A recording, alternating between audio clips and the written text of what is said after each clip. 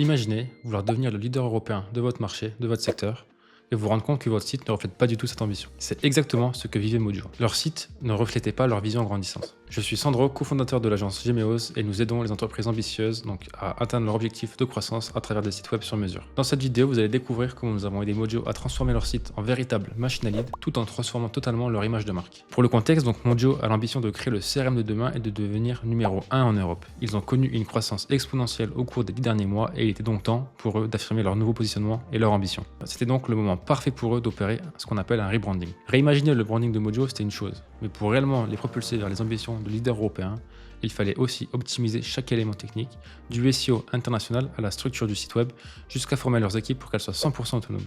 Allez, on vous découpe le projet en détail. Donc on a commencé évidemment par le travail sur le nouveau branding, ce qu'on appelle aussi le look and feel ou l'image de marque. Nouveau branding, comment Mojo a redéfini son image. Donc comment prendre une vision ambitieuse et la transformer en une image de marque adaptée à son marché. Pour Mojo, il ne s'agissait pas uniquement de modifier le logo, mais également de créer une identité forte qui incarne vraiment leur ADN et leurs valeurs. Et c'est exactement ce qu'on a fait. Au début, leur équipe avait une vision claire, donc c'était vraiment de devenir le leader européen, donc avoir une image à la hauteur de leurs ambitions. Et on a vite senti cette frustration donc de ne pas avoir cette image à date. Donc à travers des ateliers collaboratifs et itératifs, on a exploré leurs valeurs, leur ADN, et on a essayé de se mettre vraiment dans leur tête pour ressortir donc des look and feel et des designs qui soient adaptés, en tout cas des premières planches, des premières maquettes adaptées pour arriver à une version ce qu'on appelle master, qui est un peu la version qui correspond totalement à leurs ambitions. Une fois ce look and feel validé, donc ce nouveau branding, on est passé évidemment à la partie de design, donc la création des interfaces web. La question à se poser, c'était quelle interface pourrait non seulement captiver l'attention, mais également pousser à la conversion et pousser au clic dès l'arrivée sur le site. C'est le défi que nous avons relevé donc en créant un design intuitif et fluide. Ensemble, nous avons construit une interface qui non seulement attire l'œil, mais qui guide naturellement l'utilisateur à travers le site. Chaque itération, chaque retour de l'équipe de Mojo a permis d'affiner les détails, rendant l'expérience utilisateur simple et engageante.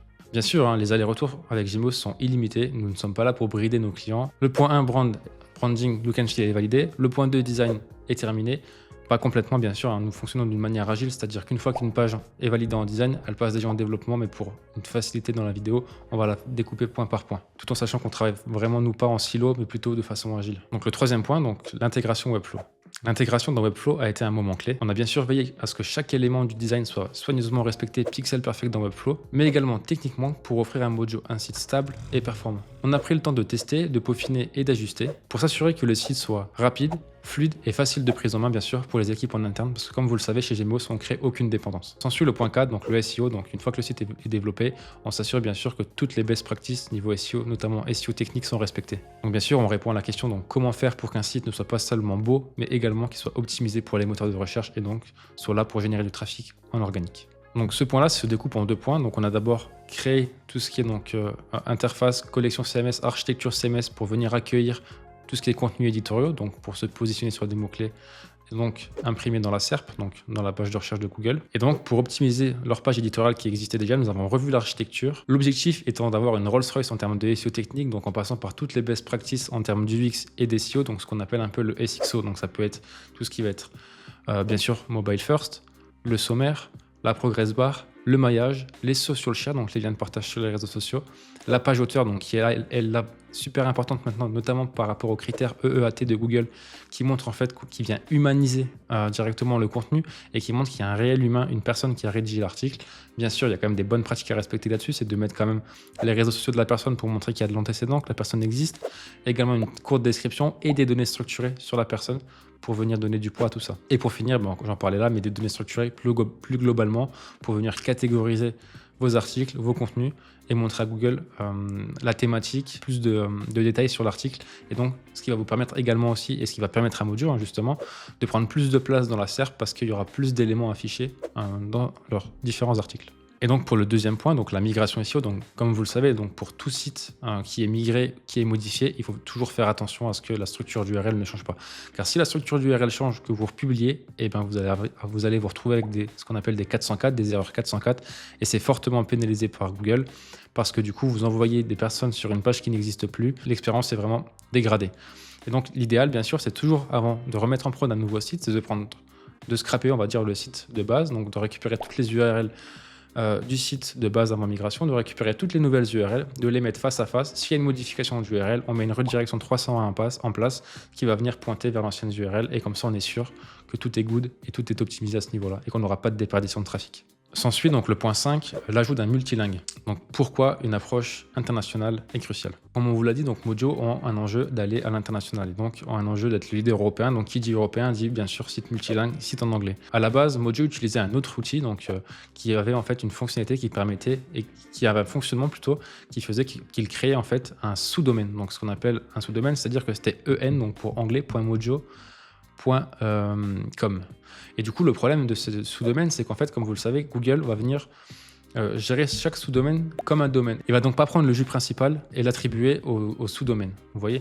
Donc, ce qu'on a fait directement, c'est qu'on est passé bien sûr par la fonctionnalité native de Webflow, maintenant qu'on appelle localization, qui permet en fait de créer des subdirectories ou plutôt des sous-répertoires et qui permet d'avoir mojo.ai /fr ou /en. Et donc, ce qui permet d'avoir tout sur le même nom de domaine. Mais bien sûr, encore une fois, on a dû bien mettre en place toutes les bonnes redirections, etc., etc. Et ça facilite également la gestion pour les équipes en interne. Pour finir, bien sûr, nous, après chaque livraison ou avant la livraison, ça dépend des clients, nous faisons une phase de formation à Webflow. Le but est bien sûr de rendre les équipes en interne le maximum indépendante et de créer aucune dépendance avec nous, un autre prestataire ou une autre agence. Vous commencez à nous connaître, nous incluons toujours une partie formation à Webflow pour rendre nos clients le plus autonomes possible. Nous ne créons pas de dépendance volontaire, on laisse ça aux autres agences. Je précise, donc si vous voulez par contre vous décharger de cette partie-là et que vous ne voulez pas l'internaliser, nous avons des experts dans chaque domaine, que ce soit du SEO à Webflow au design, donc de quoi vous détacher totalement de cette partie-là et de vous focaliser sur d'autres tâches à plus grande valeur ajoutée pour vous. Je vais vous laisser avec quelques images juste d'un avant-après pour que vous puissiez vous rendre compte de ce qu'avait Mojo avant et ce qu'a Mojo maintenant, même si on aura mis quelques b-rolls, enfin quelques images pendant que je parle pour venir imager mes paroles.